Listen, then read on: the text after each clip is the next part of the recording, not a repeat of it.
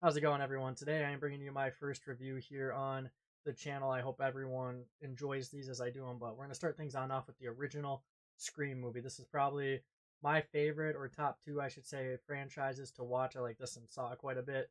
Um, and I just decided to start it on off with the original, obviously, go in order here. This is probably my favorite movie of the whole franchise. I don't think that'll change here as I go through and watch the rest of them again, but I love the way this movie starts on off. You get right into the action right away. We see Ghostface with the call to Drew Barrymore's character, who is Casey there, opening kill within the movie. She actually agreed. She actually wanted to play the role of the person who got killed right away in the movie, which I thought was great because they come out and they set the pace and set the tone right away. We see kind of a joking-ish type um, slasher killer in Ghostface. He likes, ask questions like, "What's your favorite scary movie?" And I mean, you get to see like a full-on talk about other horror movies, which I thought was great, bringing in Halloween and Nightmare on Elm Street from the janitor wearing a sweatshirt like that to we're watching Halloween within the movie. Like, I just love the aspect of them involving other horror movies within the movie because it kind of like,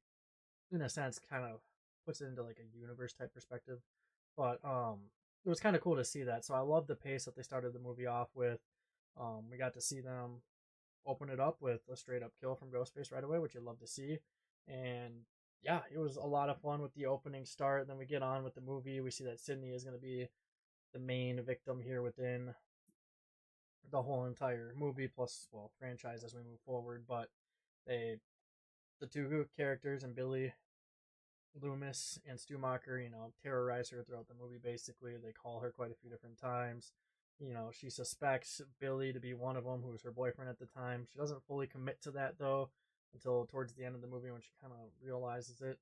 Um, but as the movie goes along, we just kind of see them terrorizing her with phone calls. We see them attack her a few different times. She escapes. They weren't really good at attacking her, obviously, which baffles me. Um, as we go along, we kind of get that middle stretch there of that happening. We don't need to go fully in depth there of that. I'll just throw some clips there up on screen for you guys. But as we move forward, we see Dewey at the party later on in the movie. We're kind of just gonna skip ahead to that because that's kind of the next big part here.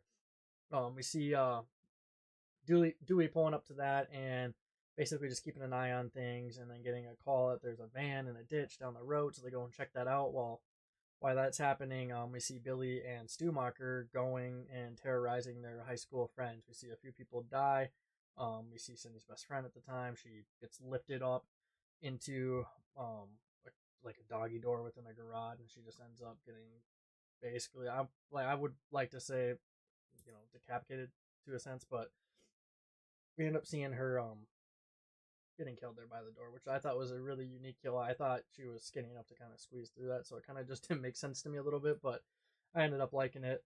And then we see Billy pop out towards the front. So Billy was obviously involved probably in that kill, if I'm not mistaken. I might have to actually go back and try to figure out exactly who it was because I haven't actually dove into that, but um, we see him try to, square things on out there with Sydney, and they talk in a room, things lead to another, and then yada yada. We end up seeing Gail and Dewey dealing with a ghost face later on, and then Randy, who is a big horror fanatic, which I love in this first Scream movie, how much he talks about other movies and the cliche behind the killer, and how he basically pointed out it was Billy at one point there in the VHS store or DVD store if they had any at the time.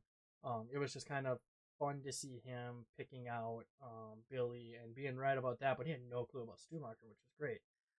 So I kind of like the fact that they had that nerdy type character. It reminds me of the show that I watched, which I might actually do again and just talk about each episode there.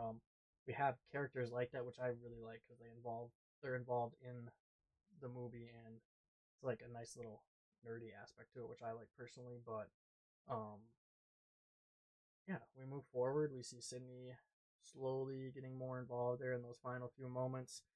She eventually figures, or doesn't really figure out, but she finds out that her boyfriend there and Billy is, one of the main guys there who ended up killing her mother a year prior, and then Stumacher's also involved.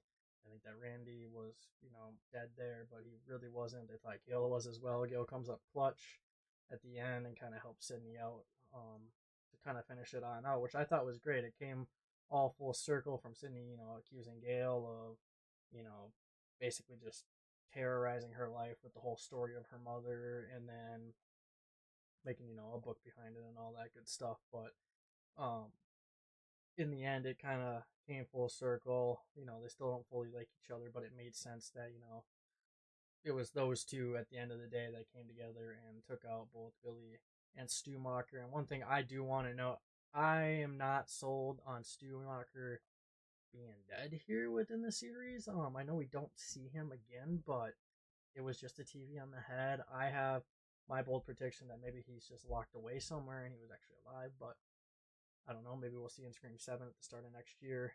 That's kind of my prediction, at least. I think he's alive, and I think he'll be involved in that Scream 7 movie because we've seen Matthew Lillard come around and do Five Nights at Freddy's, so I wouldn't doubt it if we saw him doing another Scream movie here in the future. But that's gonna kind of wrap it on up for our full length video. If you guys want to check out like my shorts, I'll upload a YouTube short here on YouTube for you guys. I'm gonna upload on TikTok as well, just to give you different lengths of videos. This is my more in-depth breakdown of the movie. I just wanted to throw some clips up on screen as I was talking about it, and then kind of just go on a little bit of a rant. So I hope you guys did enjoy.